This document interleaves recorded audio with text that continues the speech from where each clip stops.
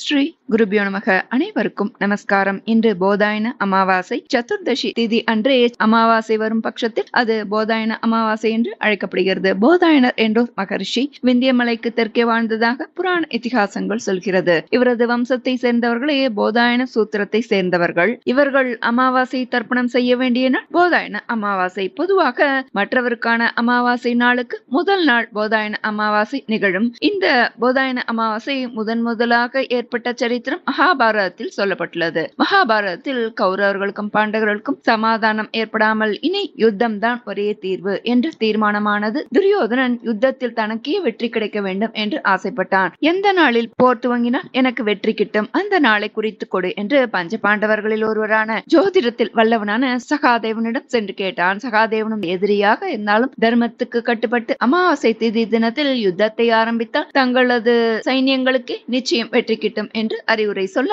இதை அறிந்த பஞ்ச பாண்டவர்கள் கவலை அடைந்தனர். இதை அறிந்த கிருஷ்ணர் அமாவாசைக்கு முதல் நாளில் தனது பரிவாரம் சூழ பஞ்ச பாண்டவர்களோடு நதிக்கரையில் அமர்ந்து அமாவாசை தர்ப்பணம் செய்ய துவங்கினார். அவரது அழைப்பிற்கேற்ப நிறைய பண்டிதர்கள் முனிவர்கள் அனைவரும் அங்கு வந்து பகவானே தர்ப்பணம் செய்வதை பார்த்து தாங்களும் உடன் சேர்ந்து செய்கிறார்கள். இதை பார்த்து குழப்பமடைந்தனர். சூரியனும் சந்திரனும் நேராக கிருஷ்ணரிடம் வந்து, கிருஷ்ணா, நாளைதானே அமாவாசை, இன்று நீ தர்ப்பணம் செய்வது சரியா என்று கேட்க, கிருஷ்ணரும் அருகில் இருந்த போதாயனரை காண்பித்து அவரிடமே கேட்டுக் கொள்ளுங்கள் என்று சொல்ல, போதாயனரும் அமாவாசை என்பது என்ன, சூரியனும் சந்திரனும் ஒன்றாக இணைந்து வரும் நாள் தானே, இதோ நீங்கள் இருவருமே ஒன்றாக வந்திருக்கிறீர்களே, அப்போ என்றுதானே அமாவாசை என்று விளக்கம் கொடுத்தார் என்று மகாபாரதத்தில் ஒரு கதை வருகிறது. போதாயனர் விளக்கம் கொடுத்தால் இந்த நாள் போதாயன அமாவாசை என்று அழைக்கப்படுகிறது. இரவு அமாவாசை என்று உள்ளதோ, சதுர்தசி இணைந்து அமாவாசை என்று வருகிறதோ, அது போதாயன அமாவாசை. இப்படி போதாயன அமாவாசையை ஏற்படுத்தி பாரத போரை வெல்ல வழிவகுத்தவர் பகவான் ஸ்ரீகிருஷ்ணர். சதலபதி என்று அழைக்கப்படும் திலதர்ப்பணபுரியில் வீட்டிற்கும் மதிமுக்தீஸ்வரரை சந்திர பகவானும் சூரிய பகவானும் தினமும் நேரிலே வந்து வணங்குவதாக ஐதீகம். ஆதலால் சூரியன் சந்திரன் இருவருமே இங்குள்ள ஈசனை வணங்கியபடி அருகருகில் காட்சி தருகின்றனர். சூரியனும் சந்திரனும் சந்திக்கும் நாள் அமாவாசை என்று பார்த்தோம் அல்லவா, அதனால் இங்கு நித்தியமும் இருவரும் இணைந்தே உள்ளதால் இது நித்திய அமாவாசை தலம் என்று சிறப்பிற்கு அழைக்கப்படுகிறது. இந்த ஆலயத்தில் வருடத்தின் எந்த நாட்களில் வேண்டுமானாலும் எந்த நேரத்தில் வேண்டுமானாலும் வந்து தர்ப்பணம் செய்யலாம் என்று சொல்லப்படுகிறது. அதனால் இது மகாலய பட்சத்திற்கும் பித்ரு வழிபாட்டிற்கும் பெயர் பெற்ற தலம். நம்முடைய தீராத வினைகள் தீர, நோய்கள் அகல, பித்ரு தோஷம் அகல, பழிபாவங்கள் நீங்க நாம் வழிபட வேண்டிய திருத்தலம் திலதர்ப்பணபுரி எனப்படும் திலதைப்பதி எனப்படும் சதலபதி திருத்தலம். அருளாற்றல் நிறைந்த திருத்தலம். திருஞான சம்பந்த தேவாரம் பாடல் பெற்ற திருத்தலம். முன்னோருக்கு தர்ப்பணம் செய்ய காசி, ராமேஸ்வரம், ஸ்ரீவாஞ்சியம், திருவெண்காடு, சதலபதி எனும் திலதர்ப்பணபுரி, கயா, அலகாபாத் என்ற 7 தலங்கள் சிறப்பித்து சொல்லப்பட்டுள்ளது. அதில் 5வது திருத்தலம் இந்த திலதர்ப்பணபுரி. திலம் என்றால் எள்.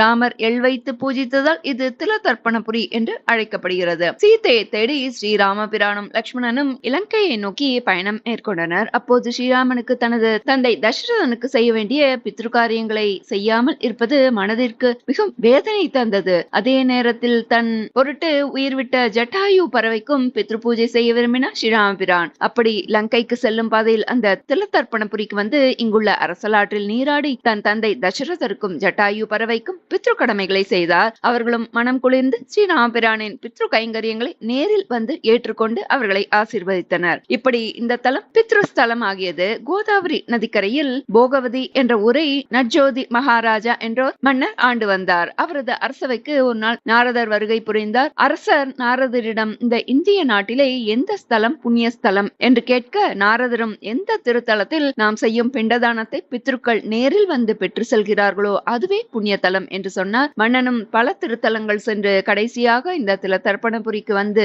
அமாவாசை என்று பித்ரு பூஜைகள் செய்து பிண்டதானம் வழங்கினார். பித்ருக்கள் நேரில் வந்து பிண்டதானமும் பெற்று மனம் குளிர்ந்து ஆசி வழங்கினர். தலத்தில் உள்ள மிக சிறப்பான ஒன்று மேற்கு நோக்கி ஆதி விநாயகர் சன்னதி. இந்த விநாயகரை நரமுக விநாயகர், மனித முக விநாயகர் என்று அழைக்கின்றனர். வேழமுகம் அதாவது கஜமுகம் என்னும் யானை முகம் தோன்றுவதற்கு முன்பாக உள்ள மனித முகத்துடன் கணபதி இங்கு காட்சி தருவது மிக சிறப்பானது. ஜட்டாமுடியுடனும் ஆனந்த முத்திரையுடனும் காட்சி தருகிறார் இங்கு விநாயகர். இந்த திருக்கோயிலின் தெற்கு புறத்தில் ராமர் தனது கையாலேயே பிடித்து வைத்து பூஜை செய்த அழகநாதரும் காட்சி தருகிறார். கிழக்கு நோக்கி 10,000 ருத்ராட்சங்கள் கொண்ட ருத்ராட்ச பந்தலின் கீழ் நாகம் குடைப்பிடிக்க ஸ்ரீமுக்தேஸ்வரர் அருள்பாலிக்கிறார். அருகிலே சொர்ணவள்ளி அம்பாளும் காட்சி தருகிறார். இது மயிலாடுதுறையிலிருந்து திருவாரூர் செல்லும் சாலையில் பூந்தோட்டத்துக்கு அருகில் எரவாஞ்சேரி சாலையில் உள்ளது.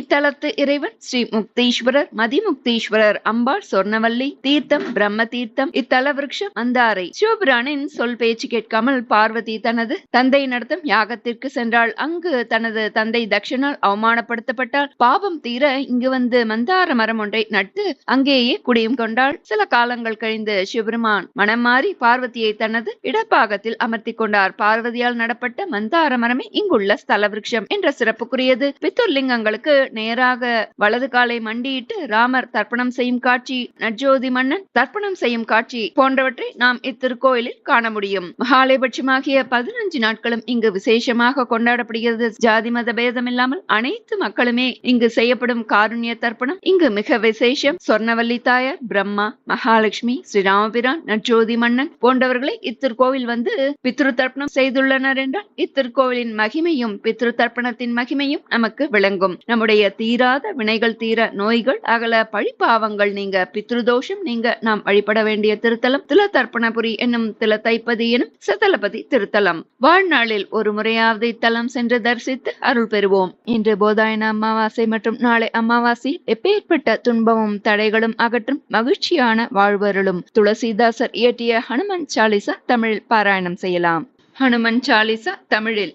ஜெய ஹனுமானே ஞான குண கடலே, உலகத்தின் ஒளியே, வானர கோணே, ராமதூதனே, ஆற்றலின் வடிவமே, அஞ்சனை மைந்தனே, வாயு புத்திரனே, மா பெரும் வீரனே, பெரும் திரள் வடிவே, ஞானத்தை அருள்வாய், நன்மையை தருவாய், தங்கமேனியனை, பட்டாடை அணிபவனே, மின்னும் குண்டலமுடன் அலைமுடியும் கொண்டவனே, இடி கொடி மேலிரும் கரங்கள் கொண்டோனே, முஞ்சை போனோள் தோழனி ஓனே, சிவனின் அம்சமே, கேசரி மகனே, உனதொளி வீரத்தை உலகமே வணங்குமே, பேரறிவாளிய நற்குண வாரிய, ராம சேவைக்கென மகிழ்வுடன் பணிவோனே, உன்மன கோவிலில் ராமனின் வாசம், ராமனின் புகழை கேட்பது பரவசம்,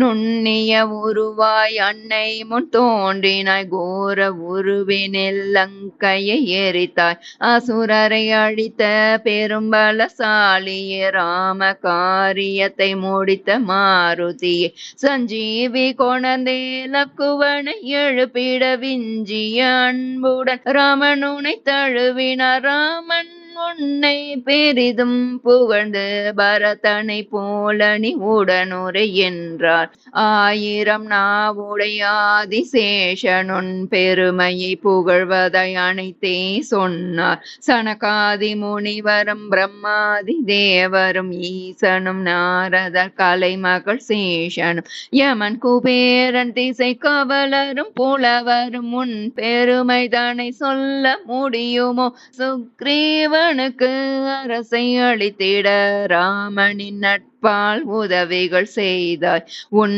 அறிவுரையை வீடனன் கொண்டதால், அரியணை அடைந்ததை இவ்வுலகறியும், தொலைவினில் ஒளிரும் ஞாயிறை கண்டே, சுவை தரும் கனியென பிடித்து விழுங்கினாய், வாயினில் ராமனின் மோதிரம் கவ்விய, ஆழியை கடந்ததில் வியப்பெதும் உண்டோ, உலகினில் முடியா காரியம் யாவையும் நினதருளாலே முடிந்திடும் எளிதாய், ராமராஜ்யத்தின் வாயிற்காவலன் நீ நுழைந்திட வியலுமோ, நின்னருள் இன்றி உனை சரண் அடைந்தால் இன்பங்கள் நிச்சயம், காவலாய் நீ வர ஏதிங்கு எமக்கச்சம், நின்னால் மட்டுமே நின் திரள் அடங்கும், உலகும் அதன் முன்னே நடுங்கும், பூத பிசாசுகள் நெருங்கிட வருமோ, மகாவீரனுன் திருநாமம் சொல்வோரே, நோய்களும் அகலும்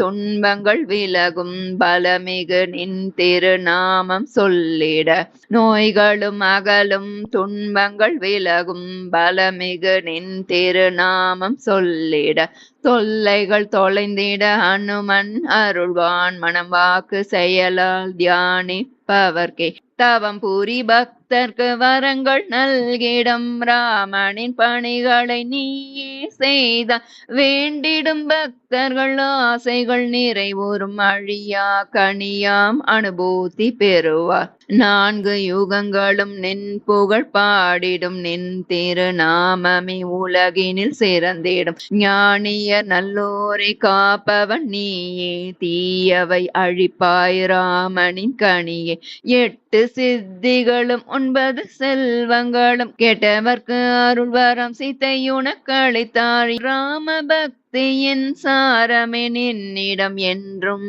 அவனது சேவகன் நீயே நின்னை பற்றிய ராமனை அடைவார் தொடர் வரும் பிறவி துன்பம் துடைப்பார் வாழ்வின் முடிவினில் ராமனடி சேர்வார் ஹரியின் பக்தராய் பெருமைகள் பெறுவார் மறு தெய்வம் மனதில் நினையா பக்தரும் அனுமனை துதித்தே அனைத்தின்பம் பெறுவார் துன்பங்கள் தொலையும் துயரங்கள் தீர்ந்திடும் வல்லிய அனுமனை தியானிப்பவர்க்கே ஆஞ்சநேயனே வெற்றி வெற்றி வெற்றி விஞ்சிடும் குருவே எமக்கருள் புரிவாய் ஆஞ்சநேயனே வெற்றி வெற்றி வெற்றி விஞ்சிடும் குருவே எமக்கருள் புரிவாய் 100 முறை இதை துதிப்பவர் எவரோ அவர் தலை நீங்கியே ஆனந்தம் அடைவார் அனுமனின் 40 படிப்பவர் எல்லாம் சிவன் அருள் பெற்றே சித்திகள் அடைவார் அடியவன் துளசீதாசன் வேண்டுவான் அனைவர் உள்ளிலும் திருமால் உரையவே ஆஞ்சநேயனே வெற்றி வெற்றி வெற்றி விஞ்சிடும் குருவே எமக்கருள் புரிவாய் ஆஞ்சநேயனே வெற்றி வெற்றி வெற்றி விஞ்சிடும் குருவே எமக்கருள் புரிவாய் ஆஞ்சநேயனே வெற்றி வெற்றி வெற்றி விஞ்சிடும் குருவே எமக்கருள் புரிவாய்.